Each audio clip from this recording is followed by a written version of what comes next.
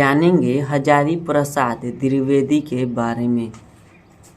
आचार्य हजारी प्रसाद द्विवेदी का जन्म सन 1907 ईस्वी में आरत दुबे का छपरा बलिया उत्तर प्रदेश में हुआ। द्विवेदी जी का साहित्य कर्म भारतवर्ष के सांस्कृतिक इतिहास की रचनात्मक परिरति है। संस्कृत प्राकृत अपभ्रंश बांग्ला आदि भाषा व उनके साहित्य के साथ इतिहास, संस्कृत, धर्म, दर्शन और आधुनिक ज्ञान विज्ञान की व्यापकता व गहनता में बैठकर उनका उगाध पंडित्व नवीन मानवतावादी सर्जना और आलोचना की क्षमता लेकर प्रकट हुआ है।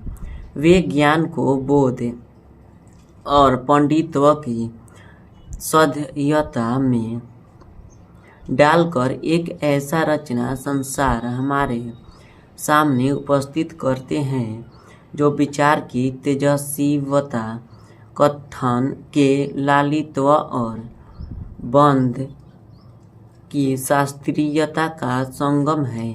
इस प्रकार उनमें एक साथ कबीर, तुलसी और रविंद्रनाथ एकाकार हो उठते हैं।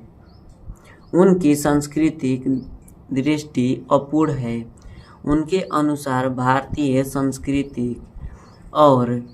संस्कृति किसी एक जाति की देन नहीं, बल्कि समय समय पर उपस्थित अनेक जातियों के श्रेष्ठ साधनांशों के लवण नीर संयोग से विकसित हुए हैं। द्विवेदी जी की प्रमुख रचनाएं हैं अशोक के फूल, कल्प लता, विचार और वितर्क, कुटज, विचार प्रवाह, आलोक पर्व, प्राचीन भारत के कलात्मक विनोद, निबंध संग्रह, बाणभट्ट की आत्मकथा, चारु चंद्रलेख, पुनर्वा, अनाम दास का पोथा, उपन्यास, सुर साहित्य, कबीर, मध्यकालीन बोध का स्वरूप नाथ संप्रदाय, कालिदास की लालित्य योजना, हिंदी साहित्य का आदिकाल, हिंदी साहित्य की भूमिका, हिंदी साहित्य उद्भव और विकास, आलोचना, साहित्य इतिहास, संदेश राशक, पृथ्वीराज रासो नाथ सीधो की वानियाँ, ग्रंथ संपादन, विश्व भारती शांति निकेतन पत्रिका का संपादन, द्विवेदी जी को आलोक पर्व पर साहित्य अकादमी पुरस्कार, भारत सरकार द्वारा पद्म भूषण सम्मान एवं लखनऊ विश्वविद्यालय द्वारा डी.लिट की उपाधि मिली। वे काशी हिंदू विश्वविद्यालय, शांति निकेतन विश्वविद्यालय, चंडीगढ़ विश्वविद्यालय आदि में प्रोफेसर एवं प्रशासनिक पदों पर रहे। सन 1979 में दिल्ली में उनका निधन हुआ।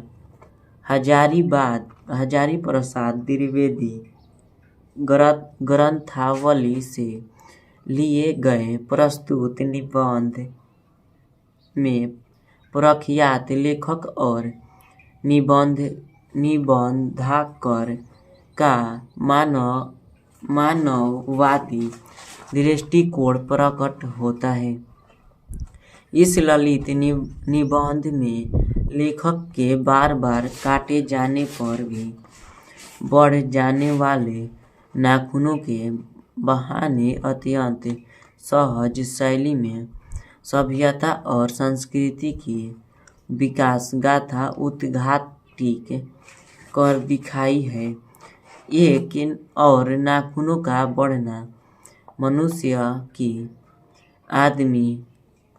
आदिम पाशविक वृत्ति और संघर्ष चेतना का प्रमाण है, तो दूसरी ओर उन्हें बार बार काटते रहना और अलंकृत करते रहना मनुष्य के सौंदर्यबोध और सांस्कृतिक चेतना को भी निरूपित करता है।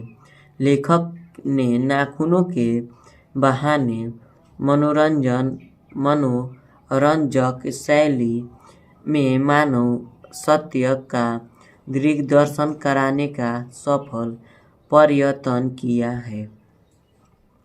यह निबंध नई पीढ़ी में सौंदर्यबोध, इतिहास चेतना और सांस्कृतिक आत्मगौरव का भाव जागता है। बच्चे कभी कभी चक्कर में डाल देने वाले प्रश्न कर बैठते हैं। अल्पच पिता बड़ा दयनीय जीव होता है।